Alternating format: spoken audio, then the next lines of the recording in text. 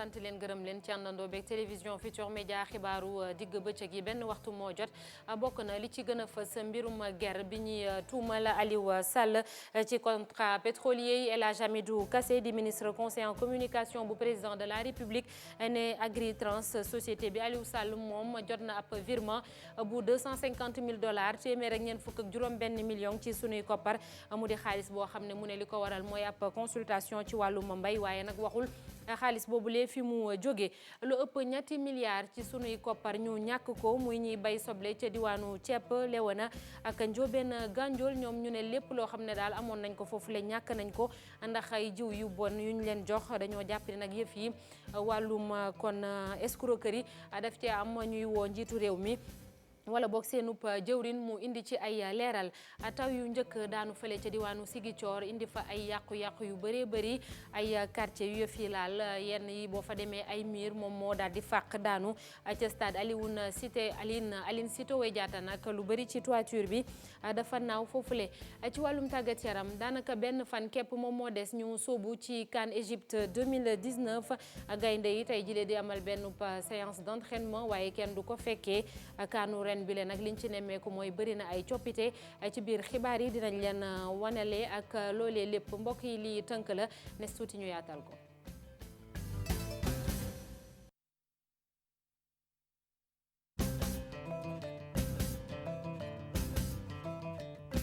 nuyu waatee ba noppi kan moo jox ñaar téeméer ak juróom fukki junni $, Agritrans maanaam téeméer ak ñeent fukk ak juróom benn million ci sunuy koppar laaj bi nag ñu samp ko ginnaaw ba El Hadj Hamidou Kassé di conseiller en communication bu président de la République waxee ni am na bon koppar kon gu ni mel bu ñu def ci société boobee nga xam ne Aliou Sall moom moo ko moom te société Agritrans ñu tudd ko ci coowal guerre bi ñuy ruumandaat fan yi yëpp te Aliou Sall it moom turam di ci feeñ ci plateau TV5 Monde la yëkkatee kàddu yu ni mel moom El Hadj Hamidou Kassé waaye nag waxul xaalis boobule fi mu jógee nee na ci ab consultation agricole maanaam ci wàllum mbay moo tax ñu versé ko ñu déglu ko. attention foofu nag dafa mel ne dafa xaw a am jiixi jaaxa ndax man ci xibaar yi ma jot xaalis boobu boo gisee ñu dugal ko ci compte Aliou Sall jaarale ko ci société bi di Agritrans dafa di ak payoor la woo xam ne da ko liggéeyoon jëmale ko ci wàllu saytu jëm ci mbirum mbay kon nag foofu réeroo ba jiixi jaaxa bi foofu la amee kon xaalis boobu jotewul dara ak xaalis bi nga xam ne moom la ñuy laam-laamee fan yi yëpp li ma lay wax ni nag damay jéem a ragg deru kenn waaye ay xibaar laa lay jox kon tey mbirum Aliou Sall la te yaakaar naa ne moom nag def na kéemtalaay kàttanam ba daal di setal deram ndax li mu indi ci firnde teg ko ci taabal ji foog naa ne doy na sëkk te loolu wane na ne rek xaalis boobu jotewul dara ak xaalis bi nga xamante ni si moom la ñuy laam-laamee di ci wax ay mbirum tax ak ñoomin seen ci kaddu yu bees yooyu lay génn ci coowul contrat pétrolier yi jokkoo nañ ceeg kii layel kii di Aliou Sall mu di avocat am waaye moom nag nee na du ci waxagum fi lekk jokkoowul ak clientam ba noppi leneen ci xibaar yi étudiants yi nekk ci UVS université virtuelle du Sénégal fare ci diwaanu Kaolack dañoo xëyoon tey jile di doxub ñaxtu waaye takk der yi ñoom ñoo leen fa fekk tas leen am na ñaar ci ñoom yu ñu teg loxo étudiants yi semaine a ngi nii daanaka ñuy ñaawlu anam yi ñuy jàngee bokk na ci seen i bourse yi nga xam ne day tardé connexion muy internet bi nga xam ne it ay jafe-jafe lañ ci am du ñàkk dinañ ci dellu siwaat ak suñu ndaw la fa nekk di Ibrahima Diame ponk bi mbokk yi ñu ngi ko doon wax sànq ci xibaar yi muy baykatu soble yi nekk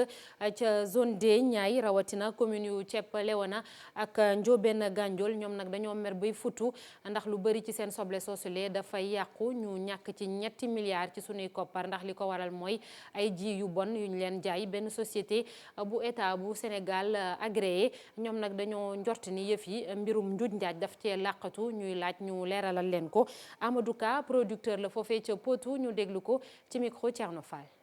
mooy jafe-jafe bi nga xam ne am nañ ko ci jiw bi nga xam ne depuis 2012 ba léegi mu ngi fii ñëw ren nag baykat yi songu ko ak doole quantité bi mu fi indi nag mën na 2 tonnes 700 ci wàllu semence lenn baaxu ci te soble bi bu fekkee ne récupéré ba am ay benn weer wala ñaari weer day maturé day fa lay yem mu nekk loo xam ne nii catastrophe bu rëy la fii ci commune bu Léona laal commune bu Thiep ak commune Ndiobène Gandiol li nga xam ne nag moo di li mu créé fii mooy panique képp koo xam ne béykat nga tey jaaxle nga ndax financement banque lañ ci def. c'est des milliards li ma la mën a wax parce que laal na ak producteurs yu bële de 4000 producteurs ki gën a tuuti ay 4 hectares 5 hectares loolu xam nga ne catastrophe la. li ñu bëgg nag mooy ñun béykat yi ñu jëlee ko en main lii mu jeex fi ñu procédure bi ñu dugg sur la procédure judiciaire vraiment fi ñu mbir mi war a jaar ñu jaarale ko fa. encore une fois lii war bañ fee amati c'est ça loolu mooy sunu vision sax ñi ko war a def ñooy autorité ministère de l'intérieur ak ñi nga xam ne ni ñoom ñooy service yi daal ñoom ñoo ko war a. ñi moom ci meew la ñuy liggéey fële ca diwaanu Kolda am nañu tamit ay jafe-jafe li ñuy naqarlu mooy marché bi nekk fii ci Sénégal nga xam ne bépp produit day bàyyeekoo biti réew ñëw fees fii xuus ñoom nag loolee la ñu bëgg a xeex ñu ne faaw ñu gën leen a dooleel jox leen ay jumtukaay rawatina ci wàllum cet gi ngir ñu mën a jaay seen meew boobule ak lépp lu ciy tukkee fii ci réew mi mu di ay doléance ñu yëkkati ci jamono yuñ leen doon jébbal ay don tukkee ci état bu Sénégal. Abdoulaye Diallo ca Kolda. wàllu njaayu meew ak i soow doon ab secteur buy waaj a yaatu fii ci Fuladu waaye lenn li leen di sonal mooy wàllu njaay seeni ay produits mu waral ñuy ñaax askan wi ndax ñuy gën a dundee ak produits yi ñuy defaree ci suñum réew ñu dooleel consommer local bi ñuy tudd saa su ne. ñun ñu ngi jàpp ci produits locaux yi parce que ñun meew bu ñu fi liggéey meew bu jógee fii ci suñu dëkk yi la. maa ngi lancé appel bu mag a mag ci sénégalais yi ñëpp en particulièrement pour la région de Kolda. nañu consommer local nañu béy dundee nañu ratt dundee parce que loo gis ci àdduna nit ñi fa nekke ñoo koy dundal kenn mënul jógee Europe di naatal mbéy Kolda bi di dundal nit Kolda yi lu ñu béy ci Kolda. ñàkkum ay jumtukaay doon tamit lenn li gàllankoor seeni liggéey noone la PDRS di ab projet bu nguurum Sénégal moo leen jagleel ay jumtukaay yu seeni njëg xaw a jege juróom-ñeenti fukki millions. par exemple pour transformation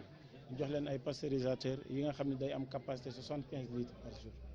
tey jii mën na ko traiter très rapidement te doo si sonn ndax ay programme rek ngay teg nga dem toog te solaire ngay utiliser loolu moo tax ñu appuyé loolu noonu. minilaterie yi aussi bi ñu xoolee vraiment xam nga soow tamit boo koy liggéey am na qualité yi nga war a respecter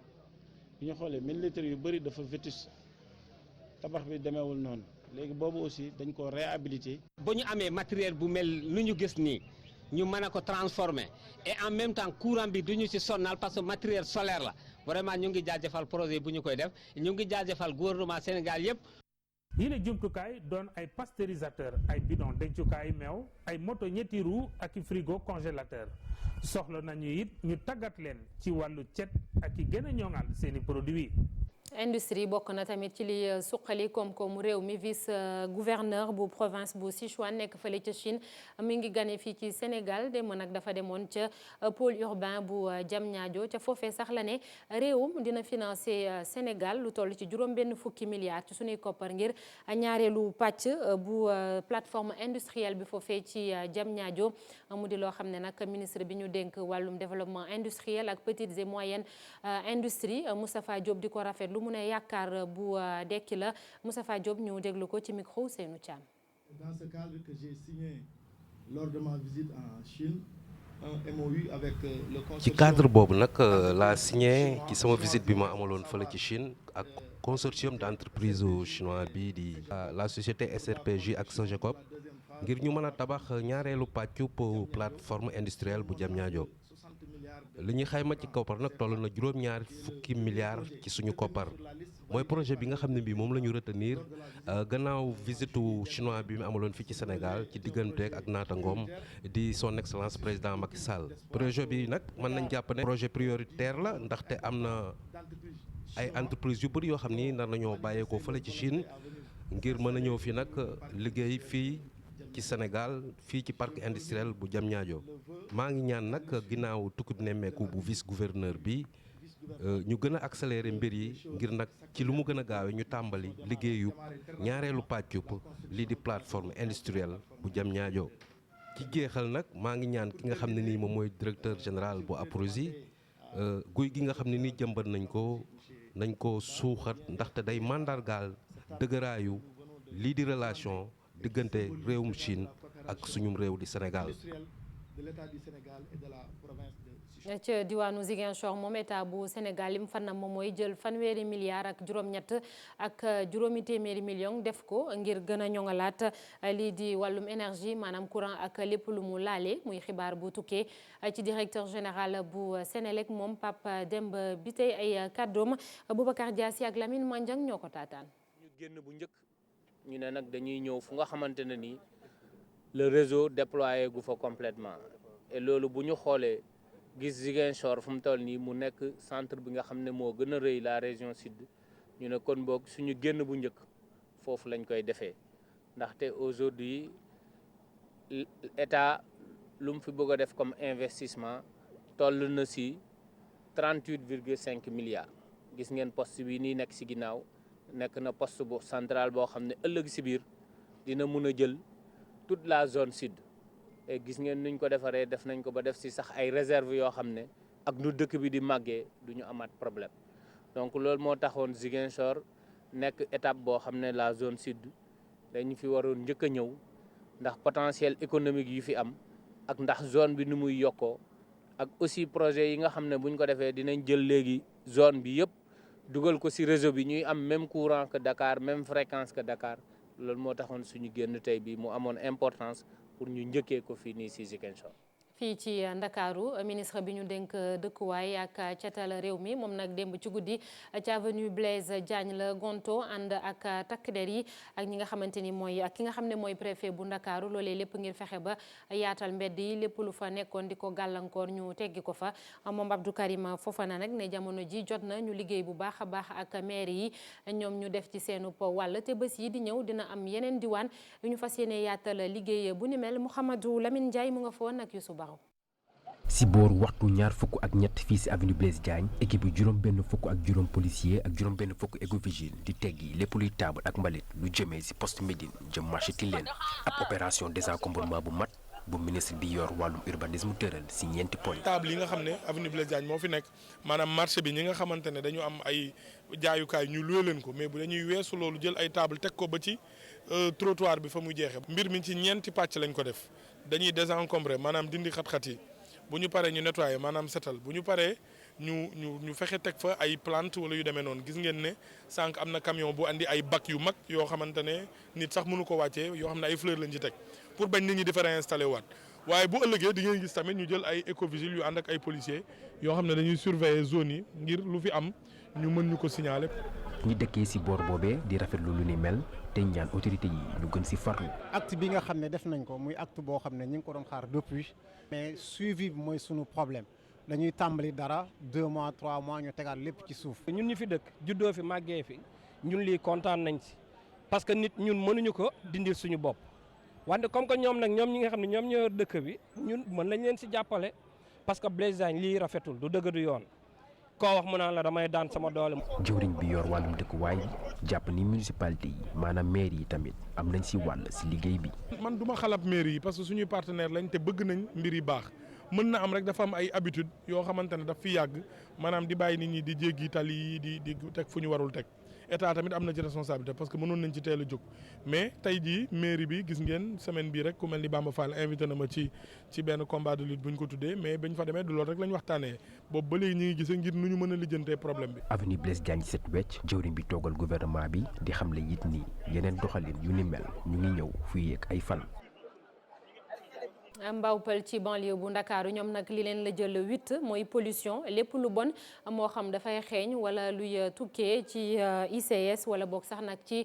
baie de Hann looloo leen la jël 8 ba jamono ji ñu bëgg ñu jàppale leen ci bu baax a baax teg ci am na ay diwaan yu ñu leen digoon ne dañ leen fay yóbbuwaat moom la ñuy laaj ak ñi nga xam ne projet boobule daf leen yitteel ngir ñu jox leen seenu ndàmpaay naam ministre bi ñu dénk wàllum environnement nee na du yàgg dara dinañ fexe ba lépp lu bon di indi ay gàllankoor ci wér-gu-yaram nekk foofee ca bee bu Hann dinañ ko fa dindi waaye waxul projet bi kañ lay door reportage Salif Sow Asmalik Diop.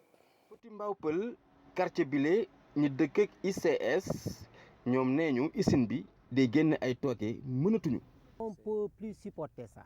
Il y a beaucoup de sortes de maladies. mu mel ne jafe-jafe bi jëm ci wàllum alam gi rek doyut fii askan wi fii ñu bari ca ñoom sax nee ñu dañ leen di tuxal gouvernement bi moom moo ko wax ndaxte nee na dafay awale tuyau tuyau boobu ñu ngi ko tuddee projet dépollution baie de Hann day jógee Hann dem ba Mbao fa lay tuuroo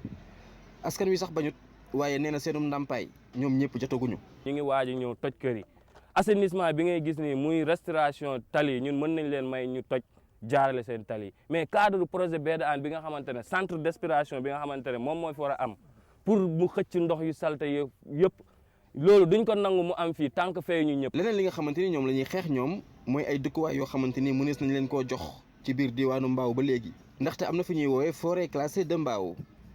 askan wi dëkk usine bii di ICS nee ñu gouvernement bi mën na leen faa daggali pàq. classé de Mbao bi ñuy gis ni il y ñu koy dem di ko jox ay jaamburu yàlla ñoo xamante ne xamuñu leen nañu négocier ak ñoom ñu jël ñi nga xamante ne ñoo dëkkee fii dëkk ci côté ICS bi muy impacté yi ñi nga xamante ne amoññaa bi da leen di sonal ñu yóbbu leen ci forêt bi. fii kenn mëntu fee dund ñaata ñoo fi cancer bëri na. jëwriñ ko ñu dénk wàllum environnement nangu na ko nee na ICS bomb la Abdou Karim Sall sax teg na ci ay digle yoo xamante ni jox na ko ginnaaw ba muy visité usine boo xamante ni dañ fay wulli dere nag. am na nag projet boo xam ne mu ngi nekk en cours mooy dépollution baie de Hann bi je pense que projet boobu bu anto yaakaar naa ne y a des préalables yoo xam ne dinañ ko def ba collecter ndox yëpp jël ko yóbbu ko à des kilomètres par rapport ak dëkkuwaay nit ñi. am na tamit waa ministère bi ñoo xamante ni dañuy nekk ci terrain bi di dëkk nopp askan wi nga xamante ni seenu dëkkin ak yenn usines yi génn tooke yi mu ngi leen di bëgg a yóbbu laa bi siina. nawet bi moom dugg si na ca diwaanu Ziguinchor ak taw yu bëri yu fa daanu barki biig ci guddi ànd ak nag ngelaw lu métti métti bëri na ay yàqu-yàqu yu mu def ci ay quartier yu bëri boo demee ca stade Aline Sitoé Diatta foofu tamit toit yi sax xam na yoo xam ne dafa naaw ñi loru nag ci taw boobule di xaar ñu jàppale leen Boubacar Diassi Lamine Mandion ci reportage. gouvernance bi nekk waaye it inspection médicale des écoles mi ñàkk lenn ci toituram suñu jëlee misaalu soxna si ñu fekk ci quartier Tilène ñu jàpp ne misaal gu daw yaram la. man kenn maa fa nekkoon ngelaw bu mu fooroon noonu ma jóg ma taxaw si buntu bi nii may niiti korget may niiti rek ma jékki-jékki ma gis mu yëkkati yëpp mu naaw dem si ginnaaw. ma dalul nit rek. déedéet dalul kenn may ñaan nguur bi parce que man fii laa nekkoon ak sama mag. ak sama jëkkër gaañu sama mag bi gaañu ma des bi ak xale yi man kenn léegi kër bi mu ñëw daanu ma nii encore dërëm yoruma fu ma togg nii li may xalaat si guddi fu may dem tey la xamul sax fu may dugg tey si guddi lay xalaat encore ak xale yi si kër may ñaan nguur gi mu may ma si temps yi sax dama am problème ma daanu sama loxo bi fokk benn loxo rek laa yoon ma togg nii encore ma am ni problème kër gi. léegi ci quartier Tilène gi famille daanaka ci biti la fanaan. taw bi dafa yóbbu seen toiture bi yàq yëpp éponge yëpp ñu ngi ci biti lal yëpp a ngi ci biti yàq na vraiment yàq na dans tout Ziguinchor donc ñuy ñaan autorité yi spécialement gouverneur de Ziguinchor le préfet le maire monsieur le chef de l'État Macky Sall vraiment ñu jàppale ñu parce que lu mu yàq ni vraiment yàq na du yàq bu ndaw daal. ñu xool naka la ñuy dimbalee population bi surtout ñu ngi nii di ñëw ci nawet bi c'est pas facile. ñu jàpp ne taw biig ci guddi yi ñoo nekk yu njëkk yu wàcc si ci Ziguinchor. ñaari kilomètre mooy distance bi askan bi dëkk fële ca diwaanu Mabo ca Kaffrine doxub ñaxtu li ñu bëgg mooy tali bi nga xam ne moo dox seen diggante ak Mbirkilaan ñu defar ko dër ndax nee nañu dañoo sonn buñ ca bëggee jaar mouvement bi di ça suffit maanaam doy na ñoom ñoo doon def doxub ñaxtu boobule bëri na tamit yeneen doléance ñu yëkkati lu ci mel ni ñu jox leen courant ay ambulance ak brigade de gendarmerie ki yore seen kaddu Ousmane Sakho lay wuyoo ci micro Ibrahima Diamé ak Omar Ndiaye. Mabo ñun dañuy dund ay jafe-jafe yoo xam ne depuis 2015 ba léegi ñu ngi dund jafe-jafe yooyu 2015 ba léegi ñu ngi souffrir si 25 kilomètres yoo xam ne tey jii nii andi na malade route bu jeex oto boo fi jënd si transporteur yi mu yàqu président si boppam jaar na fi en 2008 gisal na ko boppam bi ñu ñëwee bu ñu soxlaa utiliser ñu bu ñu utiliser ba pare na si ñun commune Mabo wala département ba man ba mu juddoo ba léegi à l'indépendance ba léegi ñun wala à l'indépendance ba léegi en 1960 ba pare amul lenn loo xam ne gouvernement defal na leen ko boo jëlee plus de 75 villages wala 200 nangam villages 8 villages moo fi am courant Mbëlëb sax en tant que commune amul courant ndox mi aussi tamit dëkk yëpp a koy jooy yaakaar naa ne bu ñu amee benn pompe fontaine wala ñu am benn château d'eau mu bëgg a servir plus de 200 wala plus de 100 nangam village loolu mënul nekk ñuy jooy tamit aussi dëkk bu mel ni Maabo amul brigade c'est déplorable dëkk bu mel ni Maabo sàcc yaa ñuy bëgg a sonal sàcc yi rey nañu mënatoo fi yar dara te ñun dañoo war a yar ñuy wax gouvernement ne ko ñuy wax état ne ko muy président ñu ne ko na gestu Maabo. ci xibaar yi ba léegi xeex terrorisme ak sàmm kaaraange askan wi gouvernement bu Sénégal xaatim na benn déggoo ak lii di Interpol moom moo dajale police yi ci àdduna wërngal këpp yëpp ñu jaarale ko ci benn système bu ñuy duppee système d'information policière pour l'Afrique de l'Ouest mu di benn jumtukaay boo xamante ni dañuy séddoo ay xibaar ci police yi nekk ci Afrique sowu jant ngir liggéey bi gën a mën a ñoŋ Mohamed Samb Mari Dieng. juróomi waxtu ci conseil départemental bu Tambacounda mission délégation générale au pèlerinage bi saytu lépp lu jëm ci wàllum ñi nga xam ne ñoom ñooy ujaaj yi war a dem fële ca Makkatal Mukarrama ñoom nag daal di amal waxtaan. dem bi leen dajalee voyages privés ci nekk ñu ngi nekk ci téeméer ak juróom-ñaar ci ñu ba bëgg a dem Makka te ñoom wax nañu ni am nañ lu ëpp loolu li tax ñu am ko mooy xam nga. di jéggalu mbokk yi bu baax a baax ni ngeen ko gisee sànq kon ci Tambacounda la ñuy dem wax ci mission bu délégation générale au pèlerinage maanaam dem fële ca Makkatal Mukarrama démb ñu nga woon ca Tambacounda ngir ñaax ujaaj yi ci li leen di xaar muy voyage wala boog nag seenu pa dalluwaay bu ñu demee foofule Moussa Magay ca Tambacounda. lu toll ci juróomi waxtu ci conseil départemental bu Tambacounda mission délégation générale au pèlerinage bi saytu lépp lu jëm ci wàllum ñi nga xam ne ñoom ñooy ujaaj yi war a dem fële ca Makkatal Mukarrama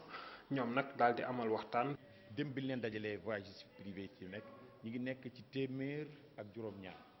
ci ñu ba bëgg a dem Makka te ñoom wax nañu ni am nañ lu ëpp loolu li tax ñu am ko mooy xam nga nit boo dëkkee ak moom nga miin ko muy sa mbokk ànd ak muy ma gën a dal sa xel bu ñëwee ni leen. atteindre nañ suñu quota ñu ci nekk dañu am lu leen naqari te dañu xaaraat ba déwén parce que ñoom la ñu xam loolu nee nañ leen ñu bind ko ci mémorandum jox ko délégué général adjoint bi ñu àndal mi bopp yoon wi mu jox leen ko ñu jox ko délégué pour waxtaan ak moom dina leen permettre ñu am xëy na bu mënee nekk parce que OTA bi kenn du ko def par région nous ne sommes pas régionalistes mais des fois ñu dañuy tenir compte ci réalité yi pour mën a avancer ci wàllu. toll ci téeméer ak juróom-ñaari ujaaj war nañu nag jóge fi nga xam ni moo fare ci bët penku Sénégal la fas yéene dem fi nga xam ni moom mooy ca Makkatal Mukarrama. délégué général am boobu xalaat ni kat nañu ñëw waxtaan ak ujaaj yi ci wàllu diine ci wàllu hébergement ci wàllu transport ak wàllu tam corps docteur ak seen yaram ak surtout comportement yi ñu war a am foofu nga xam ni néegu suñu borom la loolu mooy suñu sababu. ñëw bi ñu ñëw ci région yi incha allah waxtaan ak ñoom communiquer ak ñoom lu bare bari ci surtout état bu Muna ndax foofu la ñuy gis ni mooy gën a am ay jafe-jafe ñu xamal ujaaj yi ni foofu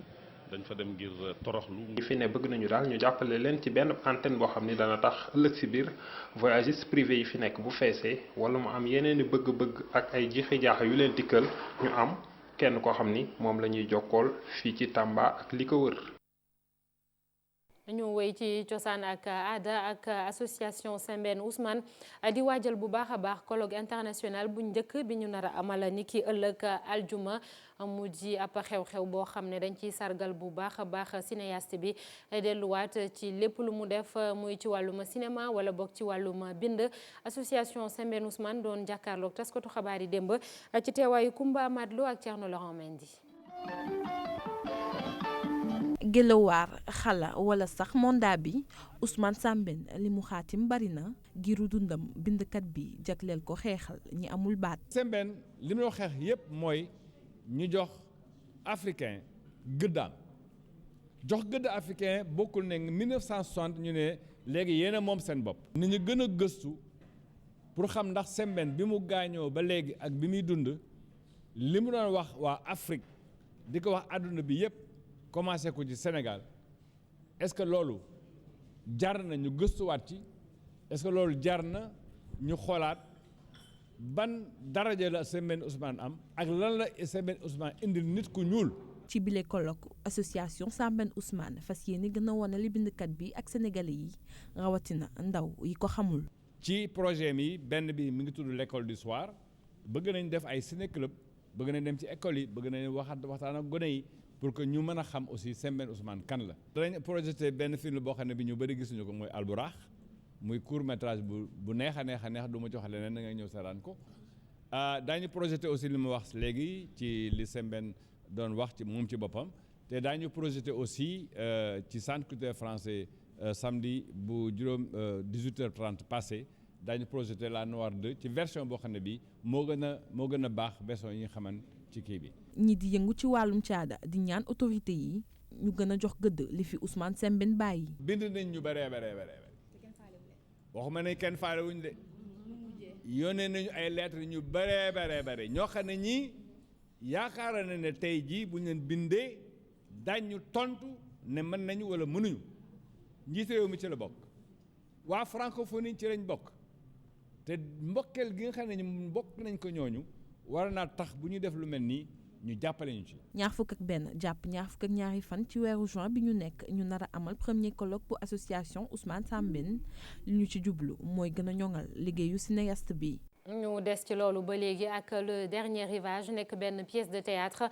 bu Nathalie Vérac bind booy xool nag ci biir ñu ngi ci wane benn nit boo xam ne dafa gàddaay di jéem a xool moom mooy kan di samp ay laaj Aïssatou Paye ak Modou Diop. Il y a ceux qui sont dressés pour tuer et ceux qui tuent tout simplement. Il y a une différence. Je ne sais pas ce que cette différence fait comme différence. Tuer, c'est toujours tuer. ci pièce théâtre bi nag moo tuddee dernier rivage Nathalie nag dellu si waat ci ab waxtaan bu mu amal ak boppam waaye bu mu amal itam ak public bi koy seetaan mu nekk nag pièce boo xamante ne dafa daw yaram li muy wax mu séddoo ko ak boppam séddoo ko itam ak publicam. D'abord ça parle de solitude.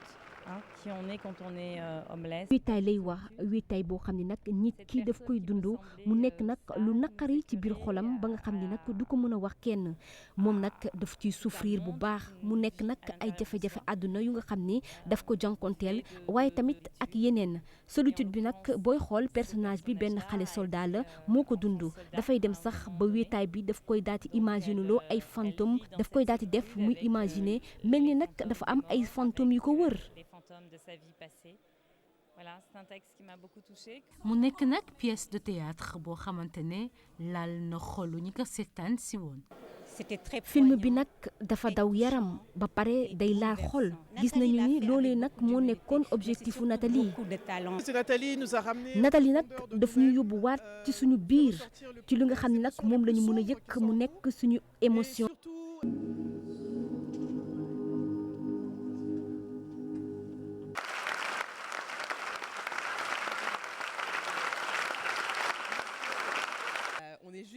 bi ma génnee ci salle bi nag dama fier dama kontaan ndaxte dama gis ni nag Nathalie tey dafa réussir benn prouesse boo xam ne nag xalaatuñu woon ni sax dina ko daati réussir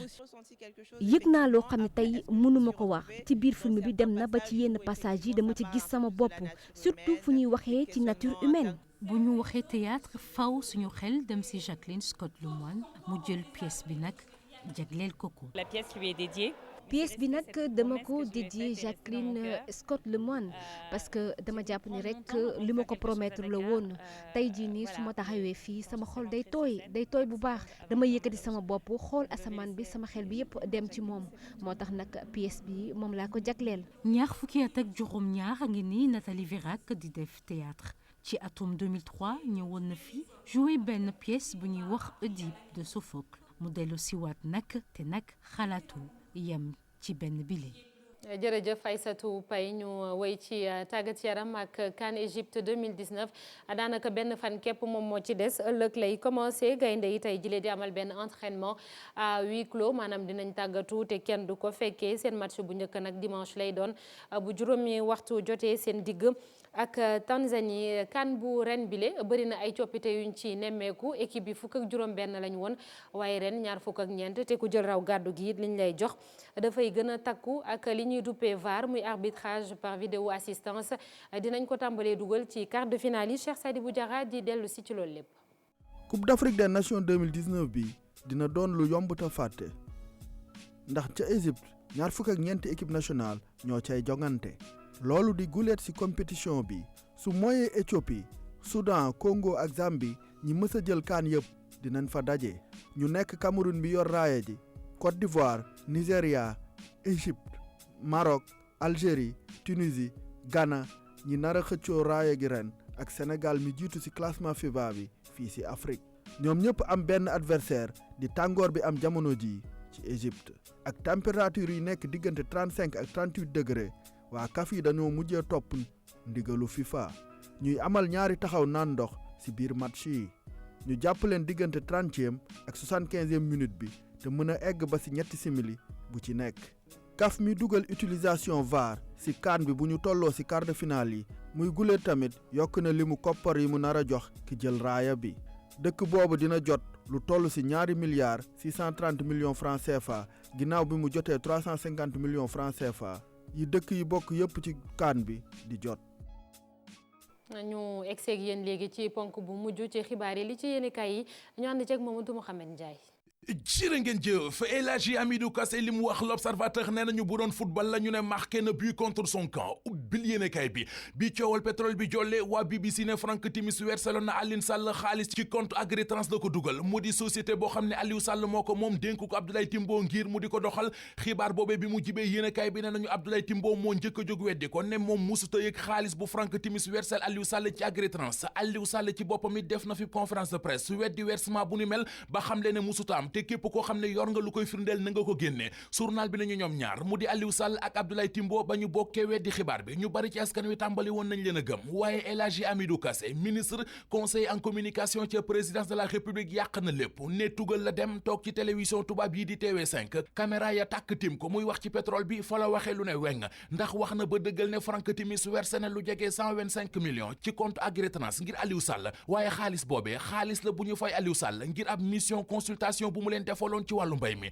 l'Observateur nañu wax ji bari na te wóoroo léegi nag kenn xamul kan moo ciy wax dëgg ak kan moo ciy kàcc Vox Populi nañu weñ gaa nga bañ a ca mbànjaxaan ga ca kaw la mbiri jaxasoowee ne dégg nañu Aliou Sall mu taxaw ne xaalis bi ñuy wax musu koo jotee ci Frank Timis Abdoulaye Timbo taxaw ne moom it musta yëg transaction bu ni mel xaalis bu jugee ci Frank Timis dugg ci compte Agritrans ngir Aliou Sall loolee moom Abdoulaye Timbo mi jiite Agritrans musu koo yëg El Hadji Kassé toog àdduna bi yépp di ko dégg mu ne ci xibaar yi mu yor Frank Timis versel na Aliou Sall xaalis bi mi ngi ko dugal ci compte Agritrans mu di xaalis boo xam ne dañu ko fay Aliou Sall ngirub mission consultation bu mu defoon ci wàllu mbay mi yéenekaay bi nañu 146 millions yi ñu naan Frank Timis jox na ko Aliou Sall ñi ci nguur gi ñii ñi ngi koy weddi ñii ñi ngi koy dëggal laatir bi nañu liy dëgg tey dëgg daal moo di El Hadji Kassé moom jox na dëgg waa BBC nee na Aliou Sall jot na 146 millions yu jóge ci Frank Timis doon te teg na ci sax ne xaalis boobee dañu ko joxoon Aliou Sall ngir faye ko ci mission consultation bu mu leen defaloon ci secteur agricole bi source waa nañu ak lu mën di xew daal El Hadji Kassé moom rey na Aliou Sall ba mu dee wet Les Échos ne ko bi laay waxati ko da ko doon weddil waaye far na ko gën a yàqal ne ci biir yi waxam démb ca TV5 wax na ba dëggal ne Frank Timis jox na Aliou Sall xaalis te téeméeri million ak ñeent fukk ak juróom-benn yooyee ñuy wax Aliou Sall da koo mas a weddi bi coowal pétrole bi jollee ci réew mi ak léegi Direct Info nee na dafa am lu ko ci jaaxal li ko ci jaaxal moo di àndandooy Macky Sall yi mu di Moustapha Niasse di Ousmane Tanor Dieng di waa LD di waa PIT ñoom ñëpp ba léegi kenn déggu leen ñu wax ci mbir yi rawatina kii di Moustapha Niasse ak ni mu mel ci pétrole bi xeeñ xunnu ci réew mi te ba léegi gisee su ko mu tafi bakkanam waxu ci lenn ñi cay wax booba ba léegi mu di waa plateforme aar li ñu bokk réew mi quotidien nee nañu li ñu bokk mi ngi bëgg a yàqu kuréel ga tàmbali naa tas xatte dara xewagul ne imam Kanté ma ca bokkoon bàyyi na moom imam Amadou Makhtar Kanté mi ngi ñu wax ci l'Observateur li ko tax a bàyyi nee na dafa dem ba gis ne politique da cee laxaso boole cee kit fitna ak jaayante doole mi ngi ci yam te moom imam Kanté munta taxaw ne dafa yoonal ba noppi di dox ci yenn yi Cheikh Tidiane Dièye bu waa aar li ñu bokk ne waa l'Observateur loolee imam Kanté wax demeewul noone ñu dem ci xët mu njëkk Source A gis fa président Macky Sall yéenekaay bi nañu moom Macky Sall mooy njiitu réew mi waaye bala laa jooyee gën a jàpp rek réew mi yëngu di xaraka xuttiku boo ko waxee mu ne yëguma ko woon firnde li journal bi nañu moo de ci weeru sulet 2016 fii la ñu fi dajale way laago yi ci réew mi jàpp leen yóbbu ca kaso ba ndax nee nañu dañ doon yelwaan ci mbedd yi bi ñu toogee ndajam conseil des ministres Macky Sall dane yëguma ko woon ba sippi ko fa sax maître Sidiki Kaba yekkoon ko fa musiba ak mbelengaan 2013 it bi salaire yu corps émergent yi tardé ak it bi ñu suspendre Cheikh Dione Macky Sall dane yëgu ko woon cour répression enrichissement illicite di kéré yi fii la fi demoon doon sisir kër Abdoulaye Wade ga ca Point E bi ñu waxee Macky Sall dane yëguma ko woon fa mu xaddee kaaba ga nag moo di ci weer avril 2016 bi ñu ne puqet ci ay dëmbooj ndombal tànk président conseil départemental bu Bambey Macky Sall dane yëguma ko woon source waa nañu Macky Sall bu yëga di wulit soriwu ko nañu ko sori mook yi mu yëg ak yi mu yëgul yëpp te àndandoo dem ci l'Observateur yëgandoo la xew ca Louga ubbil journal bi xeesal baa ngay toj Louga yéenekaay bi dañu telli ci doy waar nag moo di ca Louga góor ñi ñoo dàq xeesal jigéen ñi dañuy jambo di ñaral di roccee ko ba weex tàll ciy góor. jërëjëf Mamadou Mohamed Ndiaye sant ko gërëm ko yéen itam ci àndandoo beeg télévision Futurs Médias 19h30 incha allah dinañ fi dellu si yaatal leen yeneen xibaar di leen ñaanal ngeen yendoog jàmm.